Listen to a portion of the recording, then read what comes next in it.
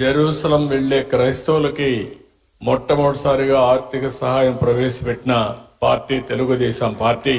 ఆ విధంగా కూడా మనం ముందుకు పోయాం.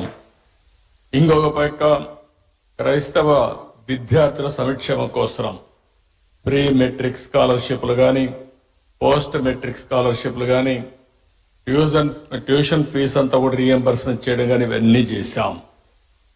ఈ రోజు ఇలాంటి కార్యక్రమాలు ఒకటి రెండు కాదు, చాలా కార్యక్రమాలు చేసి మనం ముందుకు పోయే పరిస్థితికి వచ్చాం. ఈ రోజు ఇంకొక పక్కన మీరు చూస్తే 5 సంవత్సరాలు క్రిస్టియన్ సంస్థలు ప్రారంభించినటువంటి ఎయిడెడ్ ఇన్స్టిట్యూషన్స్ అన్ని డ్యామేజ్ చేసే పరిస్థితికి వచ్చారు, నిర్వీర్యం చేసే పరిస్థితికి వచ్చారు. ఈరోజు మా పార్టీ మనందరి నాయకుడు తెలుగుదేశం పార్టీ అధినేత ఎన్టీ రామారావు గారు కూడా ఏసీ కాలేజీలో చదువుకున్న విషయం మనం మర్చిపోలేం.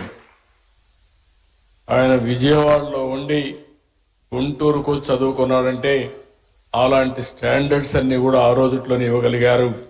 అది వీరి యొక్క విశిష్టత అని చెప్పి కూడా నేను మీకు తెలియజేస్తున్నా. ఇప్పుడే చాలా మంది మాట్లాడారు.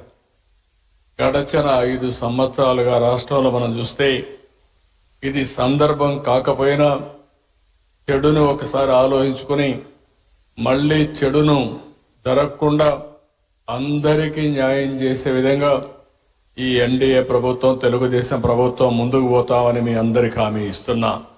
ఎక్కడ ఏమాత్రం కూడా రాజీ లేకుండా పనిచేస్తాం. ఒక్క విషయం మనం గుర్తుపెట్టుకోవాల్సిన అవసరం ఉంది. God will never leave you empty. He will replace everything you lost. If He asks you to put something down, it is because He wants you to pick up something greater. అది మనం చూసినప్పుడు ఇది తప్పకుండా జరుగుతుంది.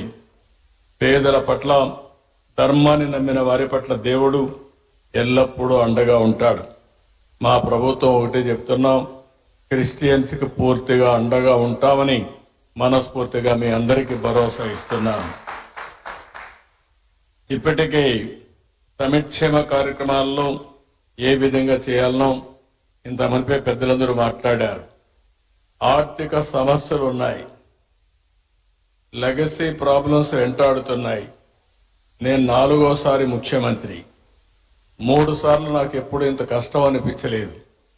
ఇప్పుడు నాకే అర్థం కావడం, ఎంత తొవ్వితే అంత బాధలన్నీ బయట వస్తున్నాయి.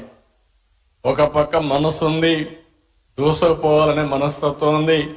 ఇంకొక పక్కన చూస్తే వెసులుబాటు లేని పరిస్థితి.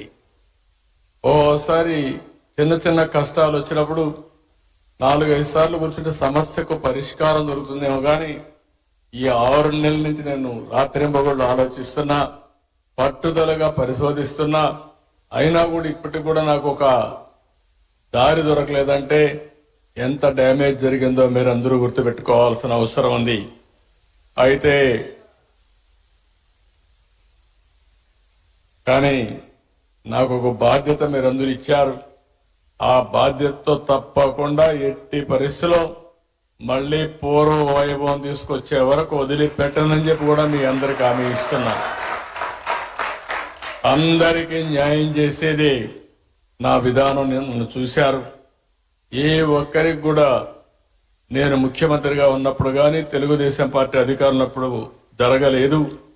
మొన్నే మీరు చూస్తే పాస్టర్స్ కి, ఫాదర్స్ కి ఆ రోజు పెట్టిన ఆందోళన, మా వాళ్ళు ఎన్ని కష్టాలున్నాయన్నా కాదు, ఈ క్రిస్మస్ సందర్భంగా దాన్ని క్లియర్ చేయాలని నేనే సంతకం పెట్టి క్లియర్ చేశానని చెప్పి కూడా నేను మీకు తెలియజేస్తున్నా.